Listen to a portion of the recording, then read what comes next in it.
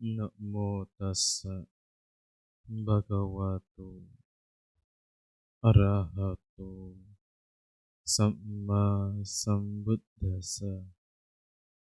Namo tassa bhagavato arahato samma sambuddhassa. Namo tassa bhagavato arahato samma sambuddhassa. Sadda akarasma anakaryang pabacitati.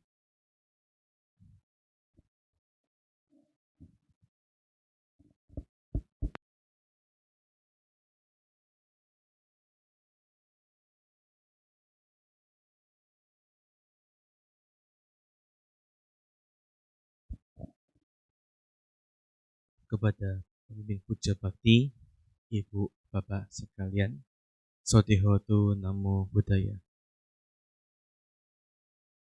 Hari ini adalah hari ke-14. Kalau saya tidak salah hitung, hari ini merupakan hari ke-14 dari SP ke-26 yang diadakan oleh Wihara Buddha Sakya Muni. Ibu bapak sekalian, jika Anda ditanya dari 14 hari ini, bagi Anda yang datang ikut puja bakti SPD di sini, masih ingat tidak apa yang disampaikan oleh para pembicara? Masih ingat? Sedikit-sedikit? Atau sama sekali tidak ingat? Karena ibu bapak sekalian, memang manusia seperti itu. Oleh karena itu, para biku biasanya 2 minggu sekali berkumpul bersama untuk mengulang patimokkha, aturan-aturan kebikuan, agar tidak lupa aturan hidup sebagai seorang biku. Ibu bapak sekalian, minggu lalu saya mendapatkan kesempatan untuk berkunjung ke Tibet di China. Di sana kami melihat banyak budaya-budaya agama Buddha yang berbeda dengan budaya yang kita miliki. Memang di setiap tempat memiliki budaya-budaya tertentu. Bahkan di Pulau Bali dan di Pulau Jawa ataupun di Pulau Sumatera, budayanya juga berbeda.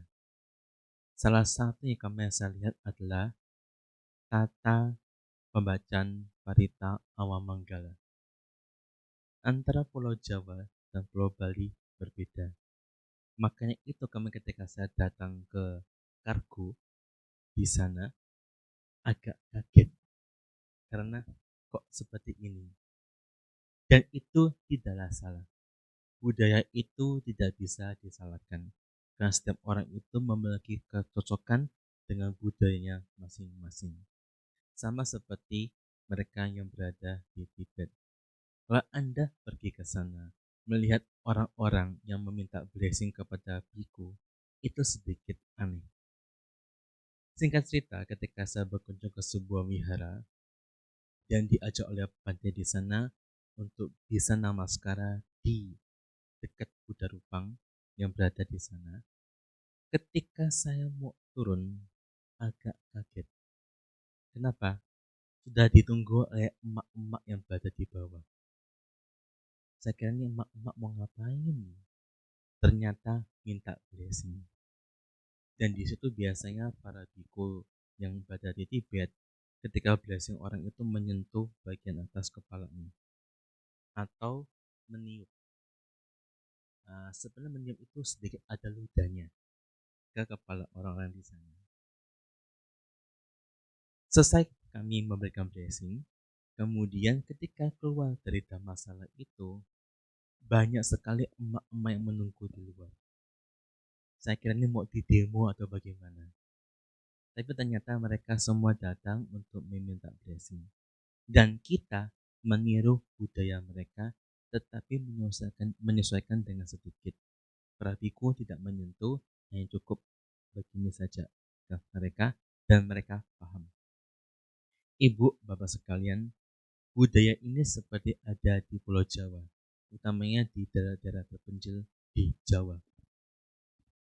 Tapi terkadang orang itu tidak bisa memahami mana yang budaya, mana yang ajaran.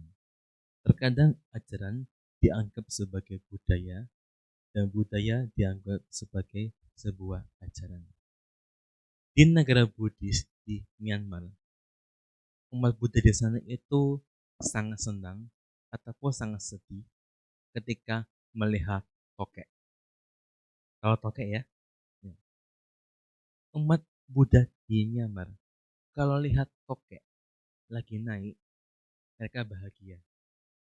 Karena hoki mau datang. Kata mereka seperti itu. Kalau lihat tokek sedang turun, mereka sedih. Katanya mau ciong. Kesialan mau datang. Ini terjadi karena budaya turun-temurun dari masyarakat. Sama seperti di negara Buddhis di Thailand. Budaya seperti ini juga ada, tapi agak berbeda. Umat Buddha di sana itu sangat takut kalau melihat biku berjumlah 4.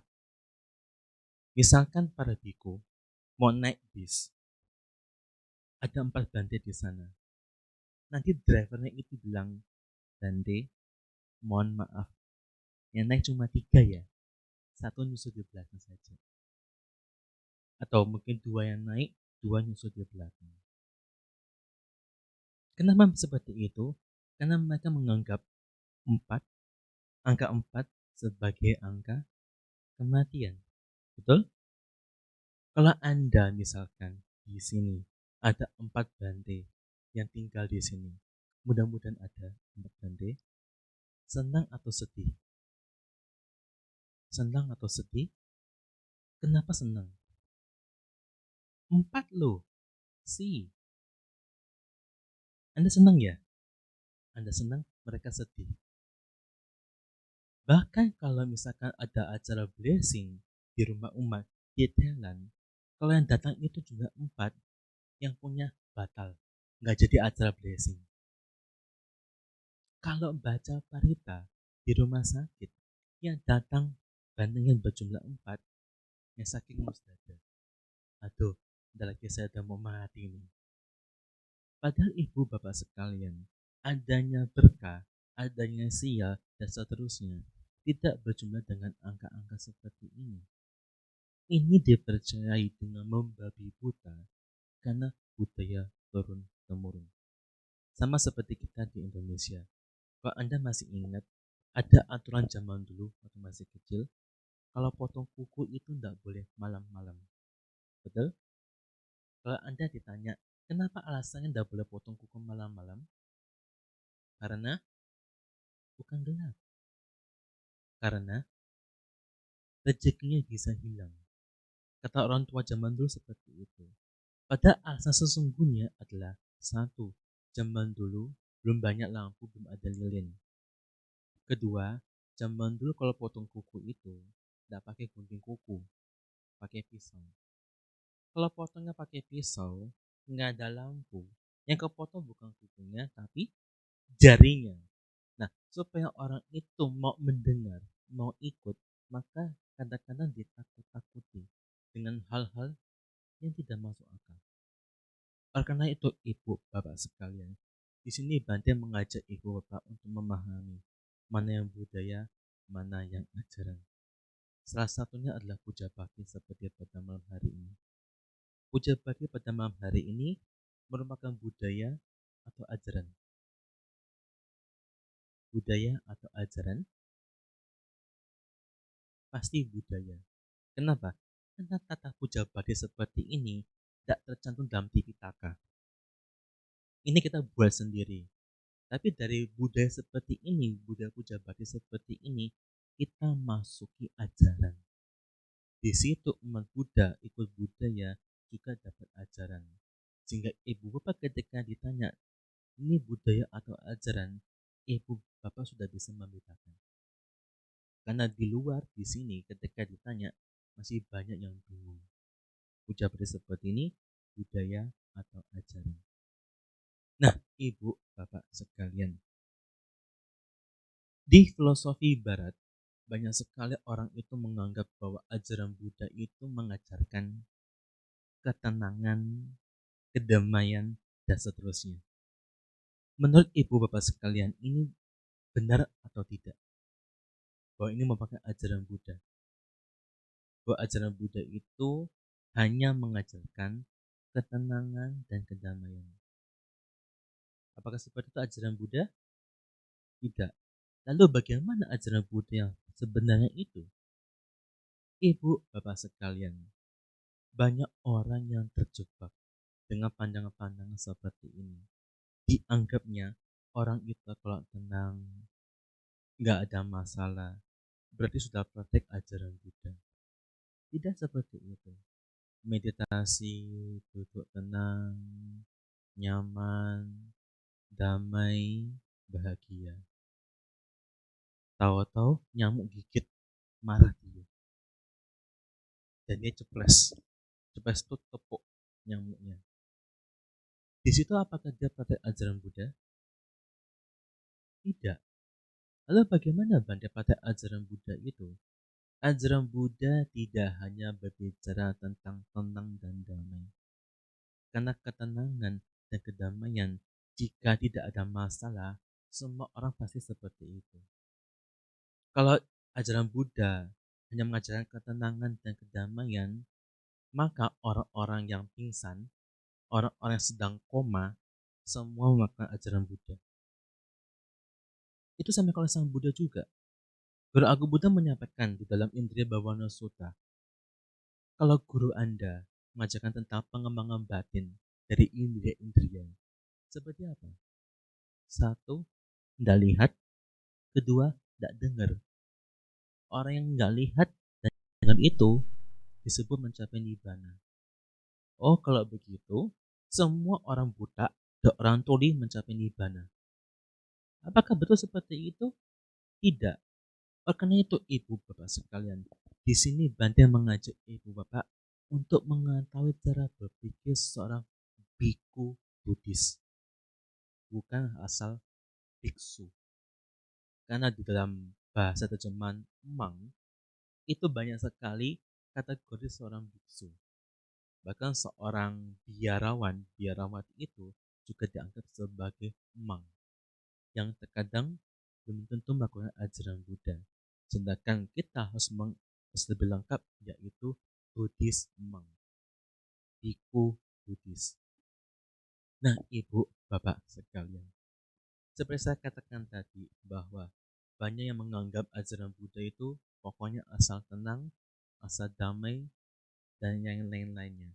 Pokoknya tidak marah, tidak serakah, dan yang lain-lainnya.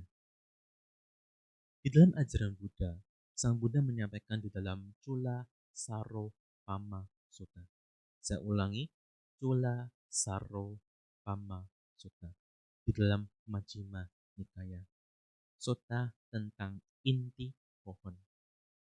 Di situ ada seorang Brahmana yang datang kepada Sang Buddha dan bertanya, kalau guru-guru seperti ini, menurut Sang Buddha, apakah mereka sudah mencapai atau belum? Dalam hal ini, mencapai kesucian. Sang Buddha tidak menjawab. Guru Agung Buddha menyampaikan, tidak usah bahas itu. Saya akan mengajarkan dhamma dan Anda dengarkan dengan baik.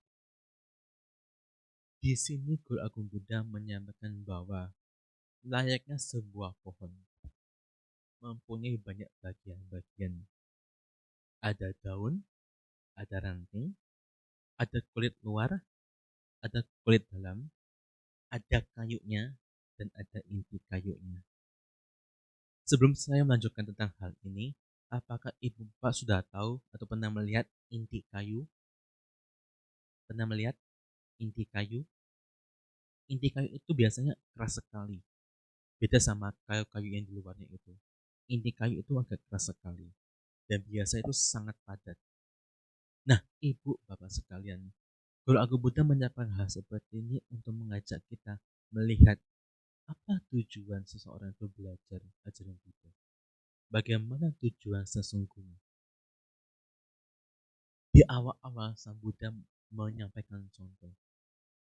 Mereka, para biku, yang pabajita, yang pergi dari rumah dengan keyakinan. Itu saya sampaikan tadi di awal. Sada agarasma anagara yang pabajita. Mereka yang pergi dari kehidupan berumah tangga menuju kehidupan sebagai pabajita dengan keyakinan. Ketika mereka menjalani kehidupan sebagai seorang pabajita, mungkin mereka mendapatkan pemberian dari para umat-umat, mendapatkan keterkenalan, mendapatkan pujian. Mungkin para bikunya terlihat anggun, mungkin mereka terlihat baik, mungkin mereka ketika berceramah terlihat bagus, mungkin ketika mereka menyampaikan sesuatu amat menarik. Bisa saja para seorang biku mendapatkan hal seperti ini. Bagi mereka yang menyenangi hal ini, maka dia tidak akan maju batinnya. Nah, sedikit intermezzo. Kalau ibu bapak pernah membaca atau mengingat cerita tentang Bante Dewadatta, pernah baca? Pernah baca belum? Pernah dengar belum? Pernah? Pernah dengar? Kapan? Kan saya belum cerita. Kapan Anda dengar terakhir cerita tentang Dewadatta? Mungkin sudah bertahun-tahun yang lalu ya. Ibu bapak sekalian, umat Buddha selalu mempunyai image bahwa Bante Dewadatta itu adalah biku yang jahat. Kalau ditanya, kenapa Bante Dewadatta jadi jahat? Apa jawaban Anda? Kalau Anda ditanya seperti ini. Katanya umat Buddha, Bante Dewadatta itu jahat. Mau mencelakai Sang Buddha, membaca belas sangga, dan seterusnya. Tapi kenapa dia menjadi jahat? Ada yang tahu? Ya, iri. Ibu, bapak sekalian, di dalam Laba Sakara Siloka Sangyutta Nikaya, Sutta pertama menyampaikan bahwa Bante Dewadatta jatuh jadi jahat yang tiga hal ini. Ingin perolehan, terkenal, dan terpuji. Tiga ini tidak melanggar sila, tetapi membawa orang menjadi melanggar sila. Ingin mendapatkan perolehan, pemberian dari umat-umat, ingin terkenal, dan ingin terpuji. Ini yang membuat Bante Dewadatta kehilangan kualitas baiknya. Padahal Bante Dewadatta itu mencapai jana. Mencapai jana itu artinya kotoran batin mulai tersingkirkan. Lah, sudah mencapai jana, kotoran batin tersingkirkan, bisa jadi jahat. Oleh karena itu kita harus memahami bahwa mereka yang mengejar pendapatan, keuntungan, mereka yang mengejar keterkenalan, mereka yang mengejar dipuji, tidak menjaga hidup sebagai bapak cita dengan baik. Di dalam sutta ini, Sang Buddha menyampaikan bahwa mereka yang mendapatkan perolehan, mendapatkan keterkenalan, mendapatkan puji-pujian, itu layaknya sebagai orang yang ngambil daun dan rantingnya. Hanya seperti itu saja. Kalau seorang biku senang dengan hal ini, maka dia akan berhenti, tidak melanjutkan pelatihan dirinya sebagai seorang biku. Maka tujuan awalnya yang ingin nibbana tidak akan tercapai. Sang Buddha menyampaikan seperti ini. Sang Buddha mengingatkan bahwa betapa bahayanya perolehan dikenal dan dipuji. Dan ini sangat amatlah halus ibu bapak sekalian. Sebenarnya dalam wilayah seorang biku, patimokkha seorang biku, ada aturan-aturan di mana para biku itu dilatih supaya tidak mengambil hal ini, tiga hal ini. Seorang biku tidak boleh memberi dengan tujuan untuk mendapatkan lebih banyak. Namanya mancing, memancing. Jadi bantainya kasih sedikit supaya dapat banyak. Misalkan kasih permen, dapatnya coklat. Itu tidak boleh. Kenapa? ada keserakahan di sana, ingin mendapatkan sesuatu. Seorang biku juga tidak boleh marah, tidak boleh senang ketika ia dipuji ataupun ketika ia dikenal. Di sini dhamma dan winaya dipakai untuk satu tujuan, tetapi bukan untuk mendapatkan perolehan, dikenal ataupun dipuji. Biku yang mendapatkan hal seperti ini itu hanyalah side effect, hanya efek samping saja menjadi seorang biku, bukan tujuan utamanya. Kemudian Guru Agung Buddha melanjutkan lagi, seorang biku yang mendapatkan keterkenalan, mendapatkan perolehan, mendapatkan puji-pujian, tapi ia nggak senang dengan hal itu, maka dia akan berkembang lagi. Pada akhirnya mencapai tingkat moralitas, tingkat sila yang baik, sifatnya baik. Kalau biku ini senang di sini dan tidak menyadari dan menganggap tujuan sebagai biku yang penting silanya baik, maka dia bisa hancur juga hidupnya, bisa rusak juga hidupnya.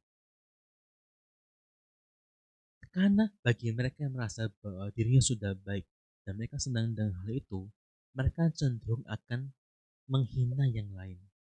Oh, nanti ini mungkin tidak baik, nanti itu tidak baik, umat ini tidak baik, umat itu tidak baik. Dia akan punya kecenderungan untuk menghina yang lain. Di sini muncul keakuan-keakuan yang baru. Dia nggak senang dengan perolehan, dia nggak senang dengan dikenal, dia nggak senang juga dengan dipuji, tapi yang merasa dirinya yang paling baik di antara yang lain. Kalau seorang biku berhenti di sini, maka dia akan jatuh nantinya. Sang Buddha mengibaratkan seperti orang yang mau cari inti kayu, dapatnya kulit luarnya, hanya dapat kulitnya saja. Bagi orang yang tahu inti kayu, dia akan menganggap ini aneh. Mau cari inti kayu, tapi anggapnya kulit pohon itu sebagai inti kayunya. Maka orang yang bisa melihat dengan baik mengatakan dia tidak benar. Seorang biku yang tidak senang dengan tiga hal tersebut, kemudian ia mencapai sila yang baik, dan ia mengatakan ini belum tujuan akhirnya. Ia bisa maju pada hal yang lebih tinggi, yaitu ketenangan batin, kedamaian batin. Disebut dalam bahasa Pali yaitu samadhi. Samadhi itu artinya batinnya tidak kesana kemari. Dia stabil, tidak terpengaruh oleh suka ataupun duka. Kalau seorang biku mencapai hal ini dan menganggap ini sebagai inti ajaran Buddha, maka dia bisa jatuh juga. Karena ada kecenderungan ketika mencapai seperti ini, ngejek yang lain. Oh, dia gak mencapai, itu gak mencapai, itu gak mencapai. Akunya menjadi semakin besar. Ketika akunya menjadi semakin besar, maka akan semakin besar pula dia jatuh. Selanjutnya, Sang Buddha menyampaikan ini seperti orang yang ngambil kulit dalam pohon. Anda pernah lihat pohon, pernah ngelepas pohon, pernah nggak ngelepas pohon begitu? Pernah? Kalau Anda ketika melepas pohon itu, kan ada kulit kerasnya, dan ada juga kulit arinya. Nah, itu seperti itu. Samadhi itu halus seperti kulit ari. Nah, kalau dia hanya berhenti di sana, menganggap ini sebagai tujuan dia praktek sebagai seorang biku, bisa jatuh. Ternyata ketika seorang biku dia mengatakan bahwa samadhi itu bukan tujuan akhir, dia bisa maju juga pada hanya mempunyai pengetahuan dhamma dan mampu melihat mana yang baik, mana yang tidak, mana sesuai dhamma, mana yang tidak. Kalau dia hanya berhenti di sini, sekali lagi punya kecenderungan untuk menghina yang lain. Ia hanya menganggap dirinya yang paling baik. Sang Buddha mengibaratkan seperti orang yang ngambil kayu. Dia dapat kayunya, tapi nggak dapat inti kayunya. dikit lagi dapat inti kayunya, tapi dia hanya berhenti di kayunya. Itu seperti orang yang dikit lagi bisa mencapai nirvana, tapi dia hanya berhenti di situ. Pokoknya tahu dhamma, bisa lihat mana sesuai dhamma, beres. Padahal tidak. Di sini Guru Agung Buddha menandaskan bahwa ajaran Sang Buddha itu bukan untuk perolehan, bukan untuk dikenal, bukan untuk dipuji. Ajaran Buddha bukan hanya untuk pencapaian tata susila yang baik. Ajaran Buddha itu bukan untuk bisa tenang, bisa damai. Ajaran Buddha itu bukan hanya untuk bisa tahu dhamma dan bisa lihat sesuai dengan dhamma. Tapi ajaran Buddha tujuannya adalah untuk kebebasan batin yang tidak bisa tergoyahkan kembali. Artinya mencapai nirvana. Itu seperti orang yang cari inti kayu. Demikianlah Sang Buddha menasihati para ibu bapak sekalian. Dari cerita ini, dari sutta ini, kita bisa tarik kesimpulan bahwa ajaran Buddha hanya bicara satu, yaitu bagaimana bisa bebas dari penderitaan, bukan yang lain. Kalau ibu bapak melakukan ajaran Buddha, misalkan latihan dengan baik, kemudian mendapatkan sesuatu yang baik, itu bagus. Tapi jangan berhenti di sana. Kalau kita belum tersingkirkan kemarahannya, belum tersingkirkan keserakahannya, belum tersingkirkan keegoannya, dan seterusnya, maka kita harus tetap belajar dan praktik dhamma. Janganlah berhenti. Kalau ibu bapak ketika meditasi, rasakan tenang, damai, dan seterusnya, itu belum ajaran Buddha. Latihlah diri untuk lebih maju. Latihlah diri untuk bisa mencapai tujuan tertinggi ajaran Buddha, bukan yang lain-lain. Mengapa? Karena banyak di luar itu berhenti di sini. Apalagi berhenti pada budaya. Kalau ikut ajaran Buddha, ikut puja bakti, beres. Tidak usah meditasi, tidak usah yang lainnya. Itu kurang baik. Bagi Anda yang telah belajar dalam praktik dhamma setelah sekian lamanya, harusnya mempunyai satu tujuan, yaitu nibbana, bukan yang lain. Kalau ibu bapak ditanya, datang ke wihara ini ngapain? Apa jawaban Anda? Kalau Anda ditanya, datang ke wihara, tujuannya ngapain? Apa yang Anda lakukan di wihara? Apa jawaban Anda? Kok diam? Belajar dhamma.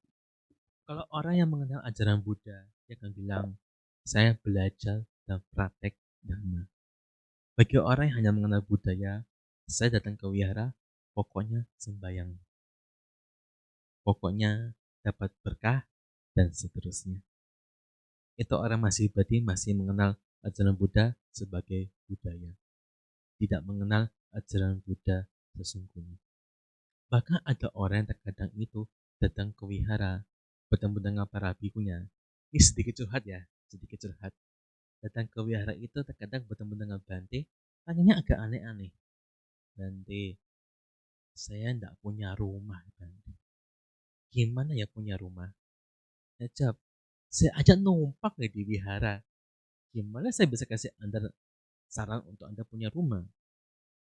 Bante, saya tidak punya jodoh ya Bante. Saya juga punya jodoh. Gimana bisa kasih Anda jodoh? Kan aneh. Bayangkan kalau orang seperti itu datang ke wihara sembahyang di depan Buddha Rupang hanya untuk tujuan seperti itu. Maka dia sama sekali tidak mengenal ajaran Buddha. Pada ajaran Buddha mengajarkan orang itu untuk bisa bebas dari penderitaan. Siapa di sini yang pernah menderita? Ada yang pernah menderita? Pernah? Sering? Sering, oke. Jujur bagus. Siapa yang pernah marah? Pernah marah semuanya? Sering? Hobi? Siapa tahu ada hobi marah mungkin, "Oh Bante, hari ini kok saya nggak marah, kayaknya belum hidup deh Bante." Mungkin ada seperti itu. Karena ada seorang orang yang bilang sama saya, kalau hari itu saya belum jahili orang lain, yang belum hidup hari itu. Jadi dia hobinya ngejahili orang lain. Nah, ibu bapak sekalian, marah itu baik atau buruk? Baik atau buruk? Sedikit yang jawab. Buruk atau baik? Oke. Kenapa dilakukan? Kan agak aneh ya. Kan agak aneh ya. Nah, Sang Buddha juga menjelaskan bahwa ketika orang marah, di situ tidak bisa mengetahui mana baik mana buruk. Bisa. Ketika orang sedang marah, tidak bisa melihat kebenaran. Diberitahu apapun, nasib apapun, tidak bisa masuk. Karena orang ketika sedang marah, dikuasai oleh kemarahan. Di situ hanya ada buta dan gelap. Jadi kalau orang sedang marah, Anda berikan nasihat, tidak bakal mempan. Yang kasih tahu ini orang tuanya loh Bante, tetap tidak bisa mempan. Yang kasih tahu biku Bante, Bante mau ikut dimarahi sama orangnya. Terus bagaimana Bante? Kita bisa kasih dia nasihat ketika sebelum atau sesudah ketika dia marah. Kalau dia saat sedang marah, diberikan nasihat, tidak bakal bisa masuk. Saya ambil sebuah contoh nyata, tapi saya tidak sebutkan namanya. Di sebuah wihara di kota besar. Wihara ini tidaklah luas dan masalahnya. Cukup menampung sekitar 100 orang saja. Umat yang datang itu banyak. Kalau di sini, wah ini amat besar di sini. Di sini umat berapa ya? Kalau penuh ini umat berapa? Ada yang tahu? Pernah ngitung mungkin? 500 umatnya. Sampai sini, sampai depan. Oh, ada batasnya. Kok misalkan penuh sampai depan begini, berapa? Pernah ngitung? 600-an ya, sampai sini. Ini jangan gitu. Sini aja. Nah, wihara ini dan masanya hanya muat 200 orang.